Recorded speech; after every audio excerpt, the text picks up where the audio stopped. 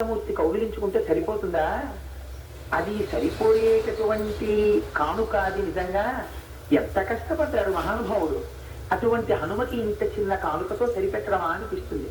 కానీ యథార్థములకు ఇంకా ప్రపంచంలో అటువంటి కానుక వేరొకటి లేదు. ఎందుచేత అన్నమాచార్య స్వామి ఒక మాట అంటారు, ఈతడఖిలంబునకు ఈశ్వరుండై సకల భూతములలోన తా పొగలు వాడితడు అని. భగవానుడు ఆయన జలధి కన్యాపాంగ లలితేక్షణములోన కలసి వెలకచునున్న తజ్జలంబితడు. ఈతడఖిలంబునకు ఈశ్వరుండై అఖిల భూతములలోన తా పొగలు వాడితడు అని ఈయనే అదిగో ఆ వెంకటాచలం మీద వెంకటాద్రినాథుడై కూర్చునున్నాడు అంటాడు. ఆ రాముడికి వెంకటాచలపతికి అభేదం కదా. ఈ భూతములన్నీ ఉన్నాయి అనడానికి ఏది గుర్తు? లోపల స్వామి ఉంటేనే మనం ఉంటాం. అటువంటి పరమాత్మ చేత ఈ ప్రపంచమంతా వ్యాపింపబడి ఉంది. విష్ణువు అన్న పదానికి అర్థం ఏమిటంటే వ్యాపించిన వాడు అని అర్థం. శ్రీ మహావిష్ణువు ఇప్పుడు ఇక్కడ అంతటా నిండి నిబిడీకృతమై ఉంటాడు. ఆయన లేని పదార్థం ఉండదు. ఇందుకల నందులేడని సందేహము వలదు చెప్పి సర్వోపగతుండు. ఎందెందు వెదకి చూచిన అందందే కలడు దానవగ్రని వింటే అంటాడు ప్రహ్లాదుడు హిరణ్యకశిపుడితోటి. అందుకని అంతటా నిండి నిబిడీకృతమైపోయినటువంటి పరమాత్మ ఆనాడు బాలకాండలో ఏ తస్మిన్ అంతరే విష్ణు రూపయాతో మహాద్యుతి శంఖచక్ర గదాపాణి పీతవాసా జగత్పతి. ఒక పట్టుబట్ట కట్టుకుని శంఖచక్ర గదాపద్మములతో వచ్చి అక్కడ నిలబడి ఒక ప్రతిజ్ఞ చేశారు. హత్వాక్రూరం దురాత్మానం దేవర్షీణాం భయావహం దశవర్ష సహస్రాన్ని దశవర్ష శతాన్ని చ. క్రూరుడైన రావణాసురుణ్ణి సంహరించడం కోసం మళ్లీ మనుష్యులలో తమ యొక్క గొప్పతనాన్ని తాము గుర్తించడానికి వీలుగా 11,000 సంవత్సరములు ఈ భూమండలాన్ని నేను రాజునై పరిపాలిస్తాను అని ఆనాడు ప్రతిజ్ఞ చేశారు. అందుకని రావణ వధ కోసం వచ్చినటువంటి రామచంద్రమూర్తి సాక్షాత్తు శ్రీ మహావిష్ణువు. అది నిర్వివాదాంశం. ఎందుకంటే బాలకాండలో చూపించారు. అయితే నరుడిగా నటిస్తున్నాడు, నరుడిగా ప్రవర్తిస్తున్నాడు. కానీ అంశ మాత్రం విష్ణు అంశ. అంతటా నిండిపోయినటువంటి పరమాత్మ ఇవాళ ఈ కన్నులతో చూడడానికి వీలైనటువంటి రూపంతో ఎదట ఉన్నారు. ఆ రాముని యొక్క దివ్య సౌందర్యం ఏమిటో హనుమ సుందరకాండలో చెప్పారు. ఆపాదమస్తకం వర్ణించి చెప్పారు. కేవలం పైకి అందంగా ఉంటే సరిపోదు. కొంతమందికి అందంగా ఉండడం అనేటటువంటిది సమాజాన్ని నాశనం చెయ్యడానికి ఒక వస్తువుగా ఉపకరిస్తుంది. కానీ తాను పైకి అందముగా ఉండడమే కాకుండా ఆంతరమునందు కూడా సౌందర్యం ఉండడం, ఆంతరమునందు కూడా సకల జగత్తుని రక్షించాలనేటటువంటి భావన ఉండడం, ఒక అమ్మ బిడ్డని రక్షించుకోవాలనేటటువంటి వాత్సల్యంతో కూడిన భావన లాంటి సౌందర్యం. అందుచేతనే రామ కమలపత్రాక్ష సర్వసత్వ మనోహర రూపదాక్షిణ్య సంపన్న ప్రసూత జనకాత్మజే అన్నారు కదా స్వామి హనుమ. అందుచేత అటువంటి రామచంద్రమూర్తి అంతటా నిండి నిబిడీకృతమైనటువంటి పరమాత్మ ఈ కంటితో చూడడానికి వీలుగా ఒక రూపములు పొంది నిలబడినటువంటి రామచంద్రమూర్తి హనుమని దగ్గరికి పిలిచి బిగియార కౌగిలించుకోవడం అంటే అది అందరికీ దక్కేటటువంటి అదృష్టమా? మీరు ఒక్కసారి ఆలోచించండి. మనం అందరం వెంకటాచలం వెళ్ళిలా ఒక్క లిప్త కాలం ఆయన ఇలా చూసి వెనక్కి తిరిగి వచ్చేస్తేనే పొంగిపోతాం. ఒక రోజున అనుకోకుండా నిజంగా వెంకటేశ్వర స్వామి వారికి అభావన మన ఇంటికి వచ్చి పోయి కోటేశ్వరరావు అని అభావన కౌగిలించుకున్నారనుకోండి, ఎంత పొంగిపోతాం. అది అనిర్వచనీయం. అది నోటి వెంట ఇంకా చెప్పగలం అసలు ఆ భావన ఎంత ప్రాధాన్యత. అందుకని దాన్ని తట్టుకునేటటువంటి శక్తి, అర్హత, అదృష్టము కూడా ఉండాలి. అది అందరూ తట్టుకోగలరా? అందరూ నిలబెట్టుకోగలరా? అందరూ నిలబెట్టుకోలేరు. ఒక్కసారి ఆయన దివ్యమంగళ విగ్రహం కానీ దర్శనం అయిందా, ధృతరాష్ట్రుడంతటి వాడు నీ స్వరూపాన్ని చూసిన ఈ కన్నులతో వేరొకటి చూడలేను, నాకు తీసేసే దృష్టి అన్నాడు. అందుచేత అంత దివ్యమంగళ విగ్రహం రామచంద్రమూర్తి పుంసా మోహన రూపాయ పుణ్యశ్లోకాయ మంగళం. ఆ కౌగిలిలో లక్ష్మీదేవి కూడా అన్ని వేళలా ఆ పరిష్వంగ సుఖాన్ని అనుభవిస్తుందని నమ్మకం లేదు. ఎందుకంటే చిక్కడు సిరికౌగిటిలో చిక్కడు సనకాది యోగి చిత్తాబ్జములను చిక్కడు శృతిలకి కావడి చిక్కెనతడు లీల తల్లి చేతనం రోలమ్మ అన్నారు పోతన గారు భాగవతంలో.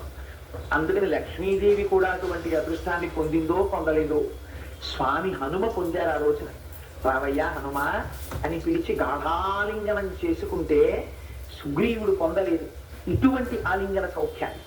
కొన్ని కోట్ల కోట్ల కోట్ల వానరములలో ఒక్క హనుమ మాత్రమే పొందగలిగారు ఈ అదృష్టాన్ని. పొందిన తరువాత సీతమ్మ తల్లి జాడ తెలిసిందని మురిసిపోతున్న రామచంద్రమూర్తి ఒక్కసారి కొద్దిగా నిరుత్సాహమునకు గురవుతారు. అంతా బాగుంది కానీ హనుమ, ఆ 100 యోజనముల సముద్రం విషయం జ్ఞాపకం వచ్చేసరికి కించిత్ ఖేదంగా ఉందయ్యా. 100 యోజనముల సముద్రాన్ని దాటి ఎవరు వెళతారు? ఇందులో మనకున్నటువంటి ఈ వానర సమూహంతో మనం దాటి ఎలా వెళ్ళగలుగుతాం? ఆ సముద్రం శతయోజన విస్తీర్ణం కదా. అందులో క్రూరులైనటువంటి రాక్షసులు, తిమింగలాలు, మొసళ్ళు, జలజంతువులు ఎన్నో ఉన్నాయి కదా. మనం ఎలా దాన్ని దాటి వెళతాం, ఎలా లంకాపట్టణాన్ని చేరుకుంటాం అని ఆలోచిస్తున్న సమయంలో సుగ్రీవుడు మిత్రవాక్యంగా ఒక మాట చెప్తాడు. రామా, నువ్వు శోకాన్ని పొందకు. నీకు ఉన్నటువంటి ఉత్సాహము, నీకున్నటువంటి పౌరుష ప్రతాపములను ఒక్కసారి జ్ఞాపకం చేసుకో. నువ్వే కోదండం ధరించి నిలబడిన నాడు నీ ముందు నిలబడగలిగినటువంటి మనగాడెవడు? నువ్వు సమస్త బ్రహ్మాండములను శాసించగలిగినటువంటి వాడివి. నువ్వు కనుసన్న చేస్తే నీ వెంట రావడానికి సమస్త వానర సైన్యము సిద్ధంగా ఉంది. అందుచేత ఒక్కసారి వానర సైన్యం కాని సముద్రాన్ని దాటి లంకాపట్టణంలో అడుగు పెట్టిందా రావణుడు నిహతుడైపోయాడని గుర్తి. ఇక వాడు బ్రతికొండాడు. అందుకని సముద్రాన్ని దాటడం ఎలాగా అన్న విషయం మీద నీ దృష్టికోణాన్ని నిలిపి ఒక మంచి మార్గాన్ని మాకు ఉపదేశం చేయి అంటే ఉత్సాహం పొందారు రామచంద్రమూర్తి. ఆయన అన్నారు, నిజమే, నేను తలుచుకుంటే నా తపశ్శక్తి చేత ఈ వానరులందరినీ దాటిస్తాను. నేను దాటించలేరా మహానుభావుడు? ఆయన తలుచుకుంటే ఏది చెయ్యలేరు కనుక. యథా రాఘవ నిర్ముక్త శరశ్వసన విక్రమ గమిష్యామి లంకాం రావణపాలితాం అని కదా హనుమ బయలుదేరాడు. నా శక్తి నా వెనక రామచంద్రమూర్తి ఉండి నడిపిస్తే ఈ సముద్రాన్ని దాటి వెడతానన్నారు. అటువంటిది హనుమనే పంపగలిగినటువంటి ఆ శక్తి ఇన్ని కోట్ల వానరములను పంపలేదా? పంపగలదు. అందుచేత నేను పంపగలను అన్నారు. కాదు కాదు, నేను తలుచుకుంటే నా అస్త్ర ప్రయోగం చేత సముద్రాన్ని ఇంకింపచేసేస్తాను. అందుచేత తప్పకుండా మనం సముద్రాన్ని దాటుతాం అని ఒక్కసారి హనుమవంక తిరిగి, నాయన హనుమ, ఒక్కసారి ఆ లంకాపట్టణం యొక్క బలం ఏమిటో నాకు చెప్పవలసింది. అక్కడ సైన్యం ఎంత ఉంటుంది, ద్వారములు ఎలా ఉంటాయి, దుర్గములు ఎలా ఉంటాయి, నాకు ఒక్కసారి చెప్పమన్నారు. అంటే హనుమ రామచంద్రమూర్తికి నమస్కారం చేసి ఒక మాట చెప్తాడు. అది సామాన్యమైనటువంటి లంక కాదు, కాంచన లంక. ఆ 100 యోజనల సముద్రాన్ని దాటి వెళితే త్రికూట పర్వత శిఖరముల మధ్యలో ఉంటుంది. అది శత్రు దుర్భేద్యమైనటువంటిది. దేవదానవులు కూడా దాన్ని ఆక్రమించలేరు. ఎందుచేతనంటే 100 యోజనముల సముద్రాన్ని దాటడమే చాలా కష్టం. అందులో పెద్ద పెద్ద మొసళ్ళు, తిమింగలాలు, రాక్షసులు, పాములు ఎన్నో ఉన్నాయి. ఒకవేళ 100 యోజనముల సముద్రాన్ని దాటి ఆవలి ఒడ్డుకు వెళ్ళినా త్రికూటాచాల పర్వత శిఖరముల మీదకి ఎక్కడానికి ఏ విధమైనటువంటి అవకాశము ఉండదు. పైగా ఆ లంకాపట్టణం చుట్టూ ఒక నది ప్రవహిస్తుంటుంది. ఒక విశాలమైనటువంటి అగట్టని నిర్మించారు. దాని మీద 4 వైపులా 4 వంతెనలు ఉంటాయి. ఈ వంతెనల మీద సర్వకాలములయందు కొన్ని వందల శతఘ్నులు సిద్ధం చేయబడి ఉంటాయి. శత్రు సైనికులు ఎవరైనా లంకాపట్టణంలో ప్రవేశిస్తున్నారని తెలియగానే ఆ సేతువులు ఏవైతే ఉన్నాయో ఆ దాటడం కోసం నిర్మింపబడినటువంటి వంతెనల దగ్గర ఉన్న ద్వారాన్ని మూసేస్తారు. మూసేసి రాక్షసులు ఆ శతఘ్నులలోంచి వర్షాన్ని కురిపిస్తారు.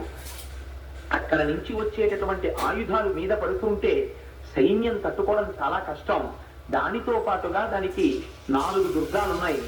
అరణ్యంలో ఉన్న దుర్గానికి అరణ్య దుర్గము అని పేరు, నది చేత రక్షింపబడుతున్న దుర్గానికి నదీ దుర్గము అని పేరు, అలాగే పర్వతము చేత రక్షింపబడుతున్న దుర్గానికి పర్వత దుర్గము అని పేరు, కృత్రిమంగా నిర్మింపబడినటువంటి దుర్గానికి కృత్రిమ దుర్గము అని పేరు. లంకాపట్టణము 4 దుర్గములతోటి శోభిల్లుతోంది. దానికి 4 ద్వారాలున్నాయి.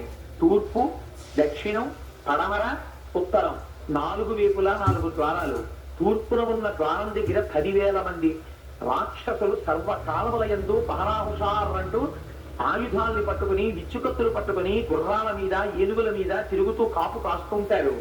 అంతటి 10 రెట్లు అంటే 1,00,000 మంది సైనికులు దక్షిణ ద్వారాన్ని కాపు కాస్తూ ఉంటారు. అంతకన్నా బలాఢ్యులైనటువంటి వీరులు ఇంకొక 10 రెట్లు అంటే 10 లక్షల మంది పశ్చిమ ద్వారాన్ని కాపు కాస్తుంటారు. ఇంకొక 10 రెట్లు అంటే 1,00,00,000 మంది సైనికులు అటువైపు ఉత్తర ద్వారాన్ని కాపు కాస్తూ ఉంటారు. 4 ద్వారములు దుర్భేద్యములుంటాయి. రావణాసురుడు సర్వకాలములయందు కూడా సైన్యాన్ని అప్రమత్తం చేసి యుద్ధానికని ఉత్సాహభరితుడై ఉంటాడు. ఆ రాక్షసులకి యుద్ధం చెయ్యడం అంటే మహాప్రీతిదాయకమైనటువంటి విషయం. రాజద్వారములకు భయంకరమైనటువంటి ఇనప గడియలు, పరిగలు విధించి ఉంటాయి. ఆ లంకాపట్టణాన్ని చేరుకుని యుద్ధం చెయ్యడం అన్నది అంత సామాన్యమైన విషయం కాదు. కానీ ప్రభు రామచంద్ర, నీకది పెద్ద విషయం ఏం కాదు.